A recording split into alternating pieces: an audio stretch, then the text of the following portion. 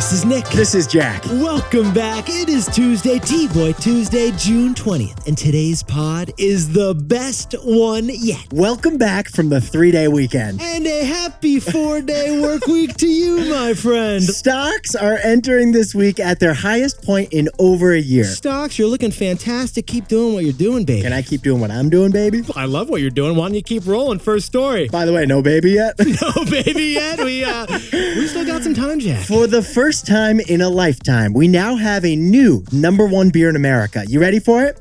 Modelo Especial. Yetis Modelo, it isn't just a Mexican beer, it's a millennial beer.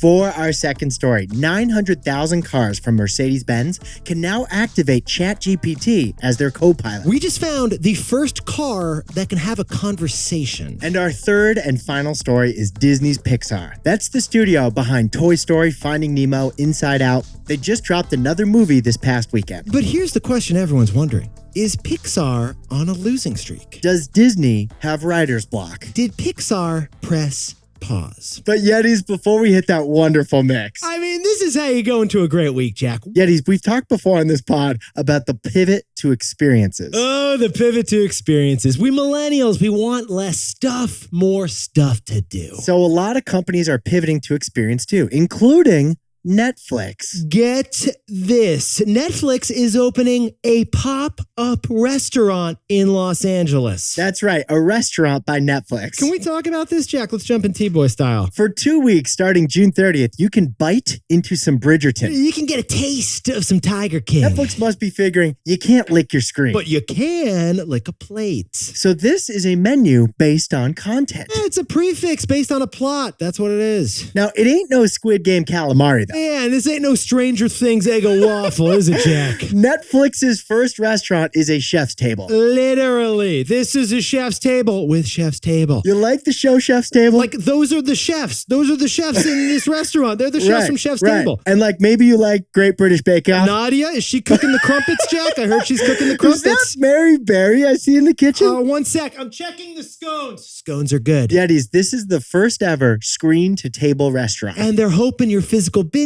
leads to digital binging. Yetis, Netflix stock, it's up 50% so far this year. Okay, actually, Netflix's stock is up 150% in the last year. So Netflix is feeling pretty confident. Netflix is feeling actually a little cocky. What the heck, Reed Hastings? Let's open a restaurant. Is this going to be free for Netflix subscribers or what? At least let us skip the intro and get right to the entree. Ta-dum! And when I'm done with the dessert, don't immediately feed me the next meal. I kind of hate that. Although, we kind of love that. No, I want to watch the credits and hear the music, man. Or do we want to keep eating? Jack, let's hit our 3 stories. 15 years before this song, 2 boys from the Northeast met in the dorm. They had an idea that caused a cultural storm. It's the best one yet, but the best is the norm. Jack, Nick, that's it. I don't even think they need to practice. 50%, that's a fat tip. T-Boy City on your at list. If you know, you know, cause we ready to go. We can't wait no more, so just start the show. Start the show. For our first story, we have got a new #1 beer in America, but that beer is not American. That beer is Modelo Especial. It's the top U.S. beer for a surprising reason. The #1 beer in America, it's been Bud Light for as long as beer has been tracked in America, right, Jack? But Bud Light is being punished by a boycott because they did an influencer promotion with a trans person. Bud Light went for inclusivity, but it got a boycott instead. And that led to some shocking news. For the first time in decades, we have a new #1 beer in America. And that #1 beer is not Miller Lite, and it's not Coors Light, and it's not Natty Light. And it's not some crazy craft beer quadruple sourdough IPA that Nick can only have a couple sips of before sliding over the table to me to finish for him. I'm a lightweight. What can I say? I'm a lightweight, Jack. He is such a lightweight. Thank you for finishing my beers. Always, Nick. Always. But Yetis, that new #1 beer in America, it's Modelo Especial. Modelo Especial. It's a Mexican lager, baby. Comes in a can, comes in a bottle. You've seen it. It's the gold wrapper that gives it away. You can't miss it. To remove the top, you got to remove a little gold foil, too. And according to Nielsen, Modelo became the top-selling beer in America just last May. That's right. Modelo controlled 8.4% of the market in May, compared to 7.3% for Bud Light. Now, Jack, we should sprinkle on some context here. Something that is muy importante. Yeah. Last month, we had Cinco de Mayo. Right. That's Modelo's month, you know? So Modelo really surged in May, partially because of the holiday of Cinco de Mayo. It's like December with Mariah Carey's Christmas song. But here's what Jack and I found fascinating about this story. We dove in T-Boy style, and there is more going on with Modelo. Modelo's march to number one is actually a decade in the making story. And it's also hilariously ironic. Yes, because AB InBev, the company that owns Bud Light, used to own Modelo Especial too. But then they sold Modelo's U.S. rights to a liquor company called Constellation Brands in 2013. Back then, when Bud Light sold Modelo to its top rival, Modelo was not even in the top 10 for beers. Corona was the Mexican king. Corona was dominating Mexican beer sales. But in the past decade, while U.S. beer sales have been flat or declining, Mexican brands overall are booming. Yeah, Jack and I have been noticing this. We've been calling this the Great Cerveza Surge. Modelo Especial sales have been growing by 17% in America the last 4 years. While Bud Lights have been declining the last 4 years. The Great Cerveza Surge. In fact, Modelo Especial was on pace to pass Bud Light by next year, even without the boycott. Yes, like even if Bud Light wasn't getting bought up right now, Modelo was going to end up becoming number one. Which means Modelo really is Especial. But seriously, if you know some lime stocks, Jack and I have been curious about this. So Jack, what's the takeaway for our buddies over at Modelo? Modelo has gone from Mexican beer to millennial beer. Yetis, our first thought here, it must be the Hispanic market. The Hispanic market is the fastest growing demographic in the United States, so that must be driving Modelo sales. And that is definitely part of it. But the numbers show there's something else at play too. Get this. 4 years ago, 70% of Modelo's consumers were Hispanic. But Jack, what's that number today? Today, it's shifted to 50-50. 50% Hispanic, 50% non-Hispanic. And here's what that means. Most of Modelo's growth isn't coming from the Hispanic community. It's coming from everyone else. And here's why. Bud Light, all the craft beers, even Corona, they're associated with older generations of Americans. Millennials, we're more likely to want a brand that's curated, that's foreign, something that tells a story. Modelo, it looks like and even tastes like Budweiser, but it's a different brand and delivers a different message. And that's a different story. Modelo Especial is now number one in America because it's gone from Mexican beer to millennial beer. For our second story, Mercedes and Chatgpt just partnered up for the first ever AI car. And we're witnessing the birth of the companionship economy. Now, Yetis, let's play a little word association here. Jack, here we go. When I say Mercedes, what are you picturing? I think huge SUV at a ski resort at a valet at the hotel. You're not in a Mercedes unless you own a lot of sweaters. You got to have sweaters on. But Mercedes is trying to make themselves full-on Silicon Valley. Yeah, they're doing less Connecticut suburb, more Silicon Valley. Like less Vineyard Vines, more Patagonia fleeces. Here's the news. Mercedes-Benz just became the first car to add Chatgpt inside. We're talking heated seats, anti-lock brakes, and an AI voice assistant sitting shotgun. Right now, almost 1 million Mercedes-Benz drivers can activate Chatgpt in their car. This may be you listening right now. Like you could actually activate Chatgpt in your Mercedes at this moment. All you have to do is say, "Hey Mercedes, I want to join the beta program." And then your car turns into an AI car. It starts talking to you. Now, Yetis, here's what Jack and I thought was really interesting about this story. This new feature, it isn't about commands, it's about conversation. We've been able to command cars for a while now. Yeah, like you can tell your Mercedes to turn down the volume or turn up the AC. Yeah, Alexa does that too. This new feature, it offers conversation with a voice-based AI. So here's how this is going to go down. Let's say you're driving to Philadelphia. You can ask the AI about what restaurant you should go to. You're going to be like, hey, you got anything near Rittenhouse Square? It's going to be like, yeah, do you like Israeli food? I love couscous. Oh, I'll get you a reservation at Zahav. Boom. That was your conversation. You can also say, hey, why is Philadelphia called the city of brotherly love, by the way? And the car is going to pivot. It's going to start talking to you about the history of Philadelphia instead. But it's not just practical applications. You can have like existential conversations. All right, Yetis, here's where things get wild. Instead of passively listening to the radio, you can have a deep conversation about the meaning of life. I mean, Jack, you got a 2-hour ride down to Philadelphia. You could start like sharing things about your childhood, like the Chatgpt becomes your therapist for the ride. So Yetis, this is a robo-passenger sitting right there in the car with you all the time. We're talking about AI that just called shotgun on your ride. Luke Skywalker had R2-D2. Yes. You're going to have this AI copilot. Exactly. So, Jack, what's the takeaway for all our buddies in artificial intelligence? We're witnessing the birth of the companionship economy. Yetis, Jack and I were talking over the weekend, and we realized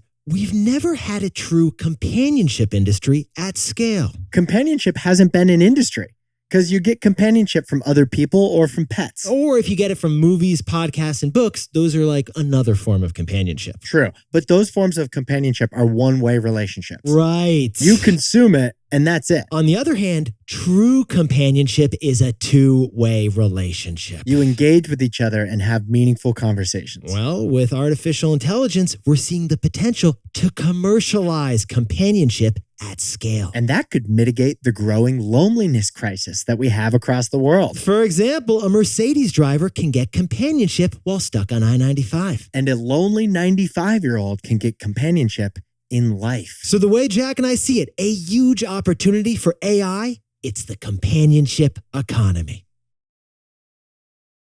And now, a word from our sponsor, Rocket Money. Yetis, you ever notice that Netflix is treating us like a frog in a pot of boiling water? Netflix was $8 a month when it started. I remember that. Then it became $12. Now it's $15.49. You know what? It's pretty challenging to keep track of all these things we keep paying for, especially when the prices change. So, like the frog, we get burned. And that is why Jack and I both use Rocket Money. Rocket Money is a personal finance app that finds and cancels your unwanted subscriptions. It also monitors your spending and helps lower your bills all in one place. We've been premium members for over a month. Jack, mine just reminded me that I got this smoothie subscription. It's due in 4 days, so I skipped it because I'm away for the weekend. Boom! You saved money and you avoided food from getting wasted. And over 3 million people have used Rocket Money, saving the average person up to $720 a year. Stop throwing your money away. Cancel your unwanted subscriptions. And manage your expenses the easy way by going to rocketmoney.com/tboy. That's rocketmoney.com/TBOI. rocketmoney.com/tboy. Framebridge. Yetis, I just celebrated our 5-year anniversary this past weekend. I'm about to celebrate 4 years with my wife. Congratulations, Jack. Well, we're both overdue for a gallery wall. A gallery wall. When you turn a wall in your home into a photography menagerie. Framebridge, they make it easy. They got a collection of frames that looks perfect together. We go to framebridge.com, select the style of frame we like, and upload some pictures. All right, Jack, we got one of our first dance, one of our first look, one of the first bite of cake because every wedding needs cake. And of course, one framed wedding menu. Bestie's life is more legit in a frame. That's not even their catchphrase. Nick and I just made that one up. We just whipped this together. We use Framebridge for all our framing needs, whether it's a one-off picture or a whole ensemble. So visit framebridge.com or a local Framebridge store to get started and custom frame just about anything. And tell them T-Boy sent you.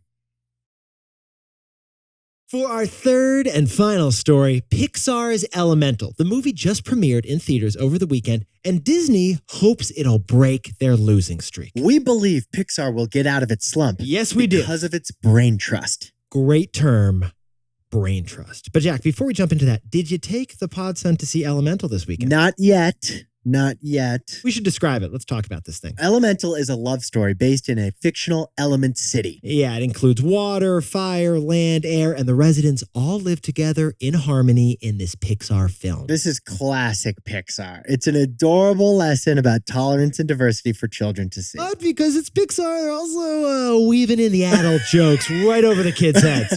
Yeah, water's going to accuse air of passing wind. It's a great one. But Yetis, there's a problem facing Pixar. We expect laughs and maybe some tears from this movie. Yes, we do. But we don't necessarily expect money from it. Yeah, because this latest Disney Pixar movie is only projected to bring in $45 million on opening weekend. To sprinkle on some box office context, that's not great. No, it's not. In fact, Jack and I were looking at it. The last 4 Pixar movies have really underperformed at the box office. So analysts have been asking the question, has Pixar lost its magic? Has Pixar lost its mojo? Yetis, to understand Pixar and the slump they're currently in, we have to look at their history. Which is perfect because, Jack, didn't you just finish a book on Pixar's history? Right after the Brooklyn Bridge book, I read the Pixar book. It's like a library going on right now.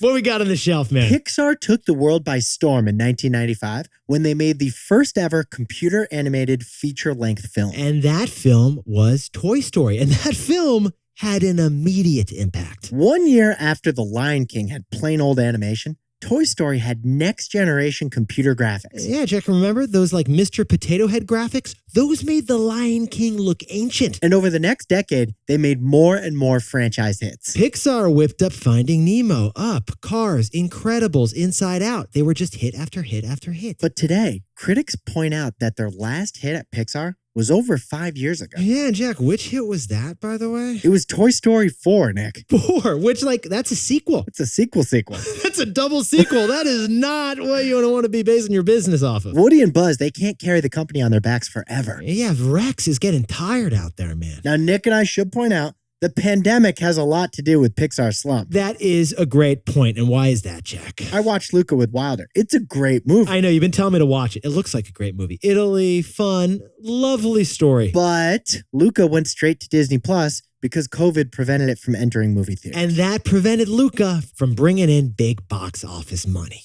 But here's the thing, Yetis. Jack and I don't think Pixar's slump will last. So, Jack, what's the takeaway for our buddies over at Disney's Pixar? How do you break out of a slump?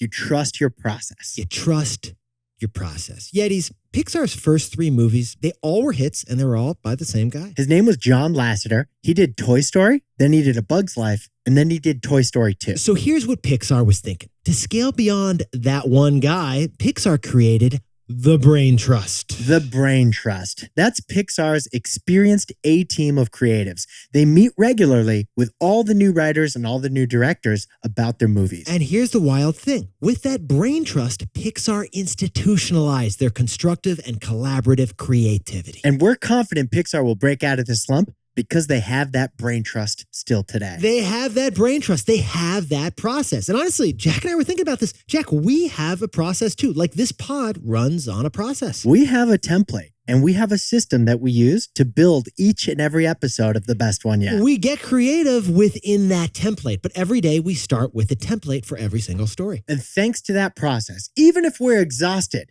we turn to our process and we trust that it will work. So that's what Jack and I are thinking. Pixar, they built a process. And now it's time to trust that process. Jack, can you whip up the takeaways for us for T-Boy Tuesday? Modelo Especial is the new #1 beer in America. This Mexican beer is also now a millennial beer. For our second story, Mercedes is letting drivers activate voice-based Chatgpt in their cars. Yetis, we are witnessing the birth of the companionship economy. And our third and final story is Pixar. Pixar hopes to break their losing streak with Elemental, which premiered on Friday. Jack, how do you break out of a slump? You trust your process. You trust the process. Now, time for the best fact yet. This one sent in by Raisa Diaz-Quiano over at Columbia Business School in New York City. I don't know the answer to this one, by the way, but in 1999, there were 2 countries where Coca-Cola was not the #1 soda in that country. Only 2 countries on earth where Coca-Cola was not #1. And what are those 2 countries? I'm thinking, what country has like a name, like a home soda? I like where you're thinking. Have you read a book on? I feel like you got a book you can whip out on this one, Jack. I don't know. Is Dr. Pepper like a Canadian beer or something? Okay, it's interesting. I'll go with Canada for one, randomly. I don't know, man. Brazil? I guess you're in the right hemisphere. The answer is Scotland and Peru, the only 2 countries in the 90s where Coca-Cola was not #1. Which begs the question, what was #1 in those countries? Oh my God, I'm so glad you asked, Jack. In Peru, it was Inca Cola. And guess what happened to Inca Cola? It got bought by Coca-Cola. It got bought by Coca-Cola. And what about Scotland? I don't actually know. Follow up best fact yet. Somebody's going to send it in. Oh, Wednesday's fact. We got a good one. What was the #1 soda in Scotland in 1999? Yetis, help us out. Yetis, you look fantastic to kick off the 4-day work week. Jack, the onesies are also looking fantastic. That's looking great on the website. Goo Goo Gaga Gray. Yes. Slammin' Salmon Pink. Ooh, one more. And Bestie Blue. Yetis, all babies are the best ones yet. Make it official at tboypod.com. With the best onesie yet. Nick and I will see you tomorrow. If you know, you know.